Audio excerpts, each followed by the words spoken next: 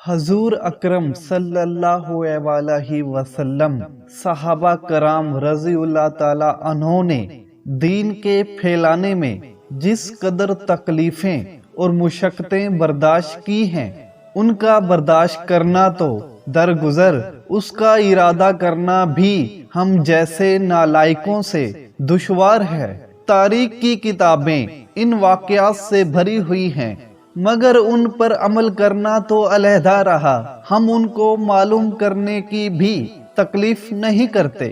حضور اکرم صلی اللہ علیہ وسلم کے طائف کے سفر کا قصہ۔ نبوت مل جانے کے بعد 9 برس تک نبی اکرم صلی اللہ علیہ وسلم مکہ مکرمہ میں تبلیغ فرماتے رہے اور قوم کی ہدایت اور اصلاح کی کوشش فرماتے رہے، لیکن تھوڑی سی جماعت کے سوا جو مسلمان ہو گئی تھی اور تھوڑے سے ایسے لوگوں کے علاوہ جو باوجود مسلمان نہ ہونے کے آپ کی مدد کرتے تھے، اکثر کفار مکہ آپ کو اور آپ کے صحابہ کرام کو ہر طرح کی تکلیفیں پہنچاتے تھے، مذاق اڑاتے تھے اور جو ہو سکتا تھا اس سے درگزر نہ کرتے تھے۔ حضور اکرم صلی اللہ علیہ وسلم کے چچا ابو طالب بھی انہی نیک دل لوگوں میں سے تھے جو باوجود مسلمان نہ ہونے کے حضور اکرم صلی اللہ علیہ وسلم کی ہر قسم کی مدد فرماتے تھے۔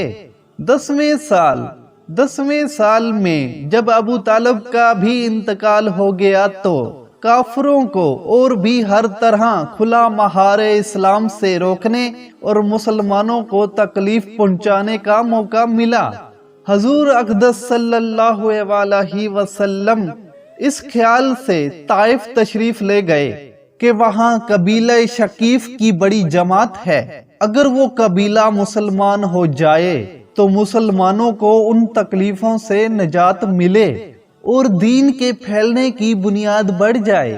وہاں پہنچ کر قبیلے کے 3 سرداروں سے جو بڑے درجے کے سمجھے جاتے تھے گفتگو فرمائی اور اللہ تعالیٰ کے دین کی طرف بلایا اور اللہ کے رسول کی یعنی اپنی مدد کی طرف متوجہ کیا، مگر ان لوگوں نے بجائے اس کے کہ دین کی بات کو قبول کرتے یا کم سے کم عرب کی مشہور مہمان نوازی کے لحاظ سے ایک نودرات مہمان کی خاطر مدارت کرتے، صاف جواب دے دیا اور نہایت ہی بے رخی اور بد اخلاقی سے پیش آئے۔ ان لوگوں نے یہ بھی گوارا نہ کیا کہ آپ یہاں قیام فرما لیں۔ جن لوگوں کو سردار سمجھ کر بات کی تھی کہ وہ شریف ہوں گے اور مہذب گفتگو کریں گے، ان میں سے ایک شخص بولا کہ او آپ ہی کو اللہ نے نبی بنا کر بھیجا ہے۔ دوسرا بولا کہ اللہ کو تمہارے سوا کوئی اور ملتا ہی نہیں تھا جس کو رسول بنا کر بھیجتے۔ تیسرے نے کہا میں تو اس سے بات نہیں کرنا چاہتا، اس لیے کہ اگر تو واقعی نبی ہے جیسا کہ دعویٰ ہے تو تیری بات سے انکار کر دینا مصیبت سے خالی نہیں، اور اگر جھوٹ ہے تو میں ایسے شخص سے بات کرنا نہیں چاہتا۔ اس کے بعد ان لوگوں سے نا امید ہو کر حضور اکرم صلی اللہ علیہ وسلم نے اور لوگوں سے بات کرنے کا ارادہ فرمایا کہ آپ تو ہمت اور استقلال کے پہاڑ تھے، مگر کسی نے بھی قبول نہ کیا، بلکہ بجائے قبول کرنے کے حضور اکرم صلی اللہ علیہ وسلم سے کہا کہ ہمارے شہر سے فوراً نکل جاؤ اور جہاں تمہاری چاہت کی جگہ ہو وہاں چلے جاؤ۔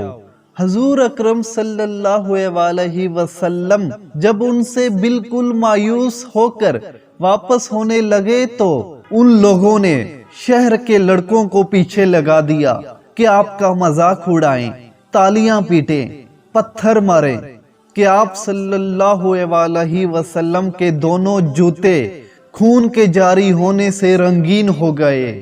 حضور اقدس صلی اللہ علیہ وسلم اسی حالت میں واپس ہوئے۔ جب راستے میں ایک جگہ ان شریروں سے اطمینان ہوا تو حضور اکرم صلی اللہ علیہ وسلم نے یہ دعا مانگی جس کا میں عربی سے اردو ترجمہ کر رہا ہوں۔ اے اللہ، تجھ سے شکایت کرتا ہوں میں اپنی کمزوری اور بے کسی کی اور لوگوں میں ذلت و رسوائی کی۔ اے رحمان الرحیم، تو ہی صفا کا رب ہے اور تو ہی میرا پروردگار ہے۔ تو مجھے کس کے حوالے کرتا ہے؟ کسی اجنبی بیگانے کے جو مجھے دیکھ کر ترش رواں ہوتا ہے اور منہ چڑھاتا ہے، یا کہ کسی دشمن کے جس کو تو نے مجھ پر قابو دے دیا؟ اے اللہ، اگر تو مجھ سے ناراض نہیں ہے تو مجھے کسی کی بھی پرواہ نہیں ہے۔ تیری حفاظت مجھے کافی ہے۔ میں تیرے چہرے کے اس نور کے طفیل جس سے تمام اندھیرے روشن ہو گئے اور جس سے دنیا اور آخرت کے سارے کام درست ہو جاتے ہیں، اس بات سے پناہ مانگتا ہوں کہ مجھ پر تیرا غصہ ہو یا تو مجھ سے ناراض ہو۔ تیری ناراضگی کا اس وقت تک دور کرنا ضروری ہے جب تک تو راضی نہ ہو۔ نہ تیرے سوا کوئی طاقت ہے نہ قوت۔ حضور اکرم صلی اللہ علیہ وسلم نے جب یہ دعا مانگی تو اللہ تعالیٰ کی شان گہری کو اس پر جوش آنا ہی تھا کہ حضرت جبرائیل علیہ السلام نے آ کر سلام کیا اور عرض کیا کہ اللہ تعالیٰ نے آپ کی قوم کی وہ گفتگو جو آپ سے ہوئی سنی اور ان کے جوابات سنے، اور ایک فرشتے کو جس کے متعلقہ پہاڑوں کی خدمت ہے آپ کے پاس بھیجا ہے کہ آپ جو چاہیں اس کو حکم دیں۔ اس کے بعد اس فرشتے نے ادب سے سلام کیا اور عرض کیا کہ جو ارشاد ہو میں اس کی تعمیل کروں گا۔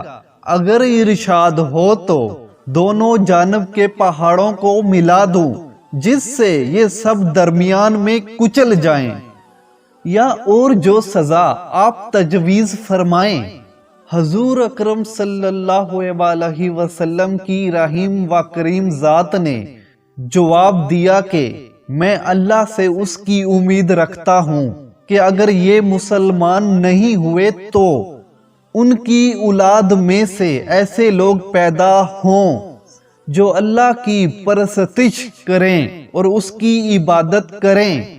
اف میرے خدایا، یہ ہے اخلاق اس کریم ذات کے جس کے ہم لوگ نام لیوا امتی ہیں کہ ہم ذرا سی تکلیف سے کسی کی معمولی سی گالی دینے سے ایسے بھڑک جاتے ہیں کہ پھر عمر بھر اس کا بدلہ نہیں اترتا۔ ظلم پہ ظلم اس پر کرتے رہتے ہیں اور دعوے کرتے ہیں اپنے محمدی ہونے کا، نبی کریم صلی اللہ علیہ وسلم کے پیروکار بننے کا۔ نبی کریم صلی اللہ علیہ وسلم اتنی سخت تکلیفیں اور مشقت اٹھانے کے باوجود نہ بد دعا فرماتے ہیں نہ کوئی بدلہ لیتے ہیں۔ اور ہم اپنے آپ کو دیکھ لیں ذرا آئینے میں، تو کیا آپ کو لگتا ہے کہ ہم ان کی سنت پر پورا اتر رہے ہیں؟ داڑھی تو ہم واقعی حضور پاک صلی اللہ علیہ وسلم کی سنت کے مطابق رکھتے ہیں۔ کیا ہمارے اعمال بھی ان کی سنت کے مطابق ہیں؟ شلوار کے پونچے تو ہم گھٹنوں سے اوپر رکھتے ہیں۔ کیا ہمارے اندر وہ برداشت ہے جو ہمیں کوئی تکلیف پہنچائے؟ وہ اپنی ناسمجھی سے تکلیف پہنچاتا ہے، اگر کوئی پہنچاتا بھی ہے تو بس اس کے لیے دعا کریں، جیسے حضور اکرم صلی اللہ علیہ وسلم نے دعا فرمائی کہ اللہ تعالیٰ اسے ہدایت دے۔ لیکن نہیں، آج کل کے مسلمان تو گالی دینے پر بھی لوگوں کے گریوان تک پکڑ لیتے ہیں۔ کچھ اللہ کا خوف کرو۔ حضور اکرم صلی اللہ علیہ وسلم کا امتی بننا ہے تو اگر واقع ہی آپ محمدی ہیں تو پوری سنتوں پر عمل کریں. یہ کیا کچھ کرتے ہو کچھ چھوڑ دیتے ہو؟ وہ سنتے تو آپ ادا کرتے ہو جن میں آپ کا کچھ نہیں جاتا، وہ سنتے آپ چھوڑ دیتے ہو جن میں آپ کا کچھ جاتا ہے. اللہ تعالیٰ انہی چیزوں پر آزمائش کرتا ہے جن پر کچھ جاتا ہے. معزز قائرین، اس طرح کی اور بھی بہت سی اسلامی تعلیمات جاننے کے لیے میرے چینل کو سبسکرائب کر دیں، گھنٹی کے نشان پر دبا دیں تاکہ آنے والی نیو ویڈیو بر وقت آپ تک پہنچ سکے. تو ملتے ہیں اگلی ویڈیو میں، تب تک کے لیے مجھے دے اجازت. اللہ حافظ.